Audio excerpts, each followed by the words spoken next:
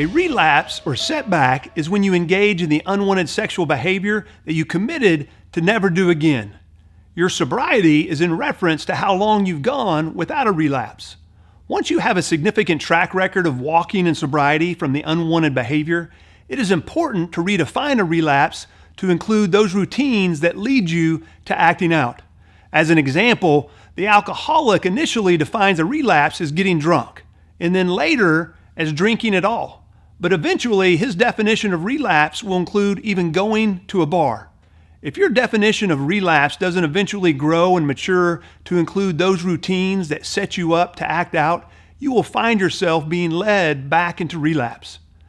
But to begin with, a relapse is the unwanted sexual behavior. Our response to relapse must be repentance and not just regret. The Bible contrasts these two responses. Regret is feeling bad for one's actions, but repentance is being broken over your sin, resulting in confession and a decision to turn away from your sin. This is an important distinction and one that makes all the difference in how you respond to a relapse. Freedom is near when you embrace living in reality. Living in reality means you are completely honest and don't try to deny, minimize, or rationalize a relapse. It is important to remember that simply not relapsing isn't the ultimate goal. The ultimate goal is freedom, and this only happens by living in reality. Responding to a relapse is an opportunity for you to be real with yourself, with God, and others about where you are in your recovery. If the ultimate goal is simply not to relapse, then the temptation to deceive is strong. But when the goal is living in reality on your way to freedom, you see an immediate and complete confession after a relapse as a big win. We want to celebrate not relapsing and having an extended streak of sobriety. And we also want to celebrate an immediate and complete confession after a relapse. Living in reality is a must for freedom. Dr. Mark Laser refers to a relapse as a slip, which stands for short lapse in progress. He says, when you've walked in purity for a while and then relapse, you are not back at square one. Genuine progress was made. Change happened. Don't let a relapse defeat you. At the same time, Dr. Laser says, it remains a short lapse only if the person learns from it, repents, and grows in understanding as a result. A relapse is always possible, but it's not inevitable. You need a plan if you relapse into your old behavior. A plan doesn't give you permission to relapse, but it does help you know how you can turn a slip into a future victory. Here are 5 critical responses to a relapse. The first is confess to God and turn from your sin. Whoever conceals their sins does not prosper, but the one who confesses and renounces them finds mercy. After confessing our sin to God, we must repent and turn from our sin. One sign of repentance is following the second response. Confess to your accountability. The Bible reminds us of the healing effects of confession. Therefore, confess your sins to one another and pray for one another that you may be healed.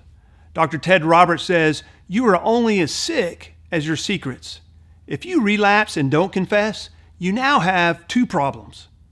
True confession is a commitment to get real about all those places that you've worked so hard to hide. I recently interviewed 4 men who are now walking in freedom after years of recovery. Each of them emphasized the need to confess as soon as possible after a relapse, at least within 24 hours. The longer you wait to confess, the more tempted you are not to come clean, and the less likely you are to move forward in a positive way. Living in reality has to be a bigger goal than being comfortable. Thirdly, you must receive God's grace and move forward. When a person trusts Christ as Savior, they are forgiven of all their sins. By faith, we must accept that we're forgiven even though we sometimes won't feel like it. After you've confessed and repented, you can still feel condemnation, guilt, and shame, but the Bible reminds us there is therefore now no condemnation for those who are in Christ Jesus. In sports, it is important to have a short memory and forget your mistakes so you can move forward instead of allowing a mistake to dominate your mindset and performance on the next play.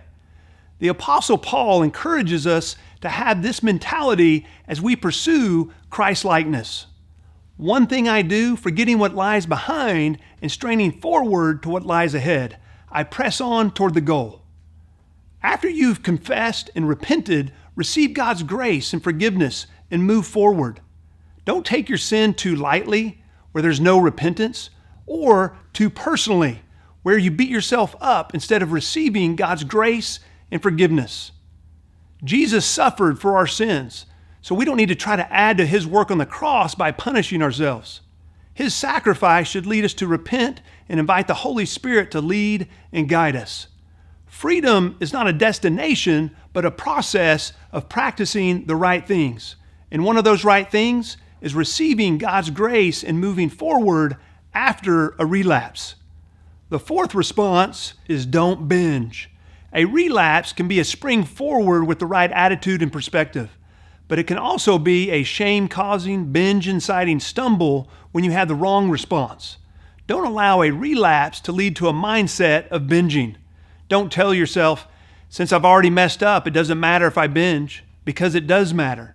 Jeremy Wiles says, a relapse does not stop the healing process, but it will have consequences. A relapse has consequences like ingraining the unwanted sexual behavior in your mind even more, which makes the urge more difficult to resist in the future. Remember, the measure of a man is not the absence of sin, but how he responds to a relapse. If you confess quickly after a relapse, you will be less likely to binge. Lastly, you must learn from the relapse. Thoroughly evaluate what led to the relapse and determine what course corrections need to be made to prevent future relapses.